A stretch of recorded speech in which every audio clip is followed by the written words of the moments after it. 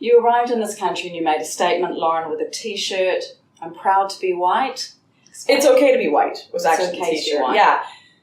Quite a difference between proud or just saying it's okay without feeling she owes an apology for her whiteness. I'm not convinced that wasn't intentional misrepresentation. So a lot of the media really freaked out over that shirt. They said this was a daring T-shirt, a provocative T-shirt. And that's exactly why I wore it. I wore it because the statement, it's okay to be white, should not be provocative. It shouldn't be daring. But it's become that because we live in a society right now that conflates whiteness with you're a horrible person, you are an oppressor, you are privileged, you are the racist colonialist. Right? Nobody says white people are horrible people, but nobody says that. I don't think you've ever been to a Black Lives Matter rally. I don't think you've ever been in a university classroom if you've never heard white people are terrible. It's constantly thrown at us every single day. You can watch MTV videos on it, you can watch Vice videos about it, you can watch The Root, which is a very popular magazine, which all of their media is just about how bad white people are. And this is mainstream. This isn't censored by YouTube. YouTube, Facebook, Instagram, they all take down stuff that's from the right wing, but anything that is anti-white, that is perfectly okay to be blasted out to people in media. That it's created a very anti-white atmosphere. That's why the statement, it's okay to be white, was considered controversial by the media, because it's not okay to be white in Western culture right now where progressivism has taken over. It's not. You'll be told you're privileged, you're an oppressor. Well, certainly if a black man came off the airplane with it's okay to be black, more power to him, enjoy your ethnicity. And so it wouldn't be controversial. You wouldn't be asking a black person who came off the airplane wearing that shirt. You wouldn't be saying, well, explain that to me, it's right? Because that population has been oppressed. The prejudice appears to be that anyone who is black must be the victim of oppression, and white people would all be perpetrators. I don't know what the statistics actually say, but at an individual level, that really is not always the case.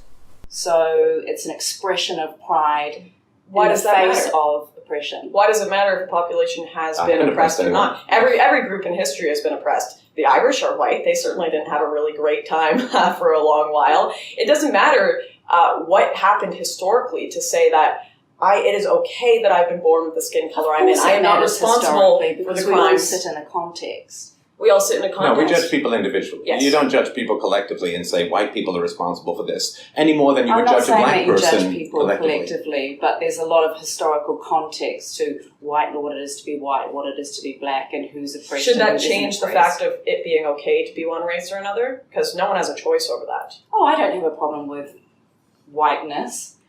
Right, so it's okay to you agree. Can you say it for me? It's okay to be white? Well, I wouldn't consider myself Can you say white. it's okay to be white? You wouldn't consider yourself white? No. What would you consider yourself? Indigenous Māori. Okay. But do you agree it's okay to be white? Okay I want to hear you say it. I don't have a problem with people being white, with being proud to be white either. But I think you know why that T-shirt was provocative.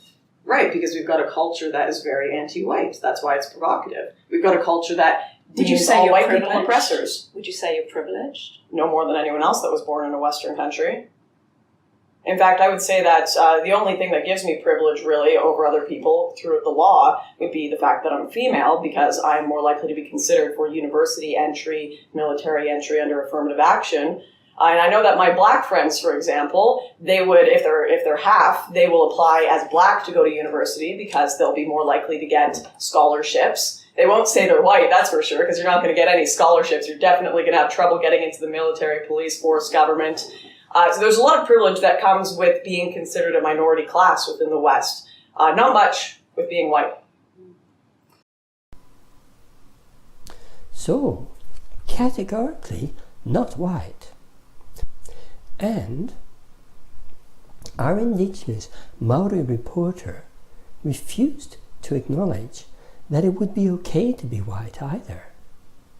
Yet, many, if not most, Maori people are of mixed racial origins, which often include white genes.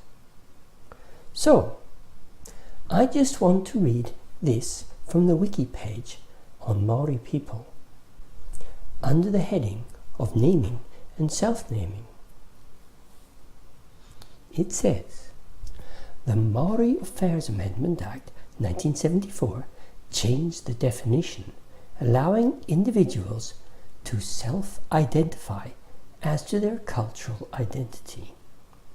In matters involving financial benefits provided by the government to people of Maori ethnicity, scholarships for example, or Waitangi tribunal settlements, that's money for land, authorities generally required some documentation of ancestry or continuing cultural connection, such as acceptance by others as being of the people. But no minimum blood requirement exists as determined by the government.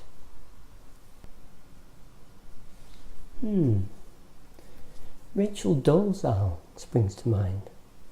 But as for this TVNZ reporter, I have no idea of her racial origin, and I don't see that it should make any difference.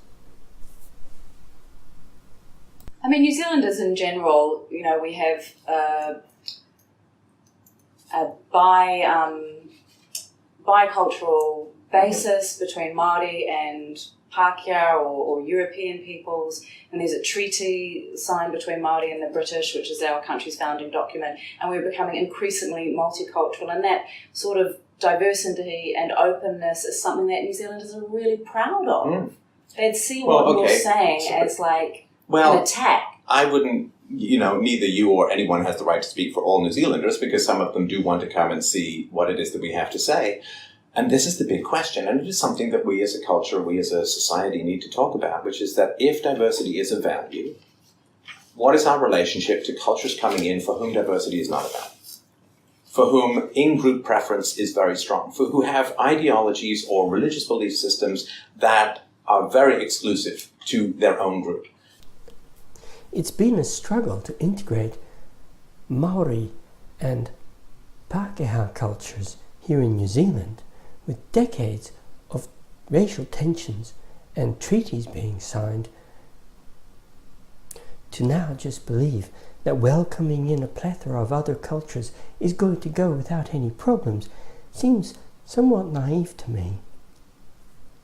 These discussions need to be had.